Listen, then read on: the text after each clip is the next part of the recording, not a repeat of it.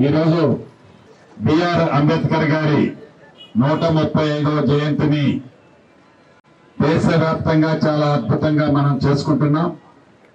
ఆనాడు స్వతంత్రం తెచ్చుకోవడానికి ముందు, స్వతంత్రం వచ్చిన తర్వాత ఏ స్వతంత్రాన్ని అయితే కొట్లాడి తెచ్చుకున్నామో, ఈ వచ్చిన స్వతంత్ర భారతదేశంలో విధి విధానాలతో కూడిన ఒక రాజ్యాంగం అవసరం ఉంది.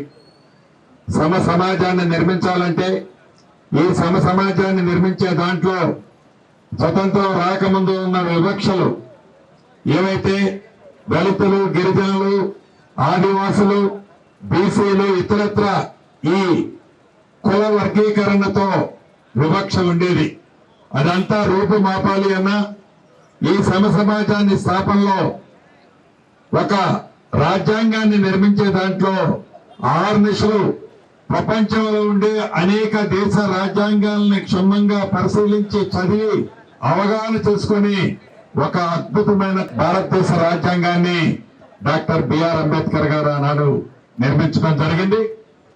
ఇప్పటికీ ఆ రాజ్యాంగాన్ని మన దేశంలో ప్రతి ఒక్కళ్ళము ఆచరిస్తున్నాం. ఒక గిరిజనుడు ఎమ్మెల్యే కావాలన్నా, ఒక దళితుడు ఎమ్మెల్యే కావాలన్నా, ఒక దళితుడికి ఒక స్థానం రావాలి అన్నా, గిరిజనుడికి ఒక స్థానం రావాలి అన్నా ఆ రాజ్యాంగమే లేకుండా ఉంటే నిజంగా ఇబ్బంది కలిగి ఉండేది. రిజర్వేషన్ల చట్టం దగ్గర నుంచి మొదలెట్టి ఈ దేశానికి సంబంధించిన అనేక అంశాల్లో ఆ రాజ్యాంగాన్ని ఒక బైబిల్లా, ఒక ఖురాన్లా, ఒక భగవద్గీతలా ఈనాడు మనం దాన్ని పరిగణిస్తూ దేశ ప్రజల స్వేచ్ఛ కోసం, దేశ ప్రజలకి మంచి చేయడం కోసం ఈ రాజ్యాంగాన్ని ఈనాడు మనం వాడుకుంటున్నాం. గతంలో ఒకసారి మనం చూసాం, ఆనాడు తెలంగాణ రాష్ట్రంలో అధికారంలో ఉన్న ప్రభుత్వం, త్వరలో ప్రభుత్వం ఈ రాజ్యాంగాన్ని కూడా మార్చాలని ఒక వాగ్దానం చేశారు. దానికి తీవ్ర నిరసన ఆ రోజు మనం తెలియజేశాం. ఈనాడు దేశంలో ప్రధాన ప్రతిపక్ష నాయకుడిగా రాహుల్ గాంధీ గారు కూడా పదే ఈ రాజ్యాంగాన్ని చూపిస్తూ ఈ రాజ్యాంగాన్ని ఎలా తుంగలో తొక్కుతున్నారో, ఎలా తుంగలో తొక్కడానికి కుట్రాలు పన్నుతున్నారో దాన్ని కూడా పార్లమెంటు సాక్షిగా అనేక పర్యాయాలు దాన్ని డిస్కస్ చేయడం జరిగింది.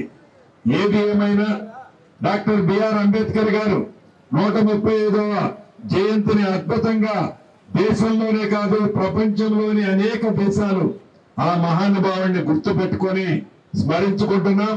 ఆ రాజ్యాంగంతోనే ఈనాడు ప్రతి ఒక్కళ్ళం అడుగెమ్మటి అడుగు వేసుకుంటూ ముందుకు నడుస్తున్నాం.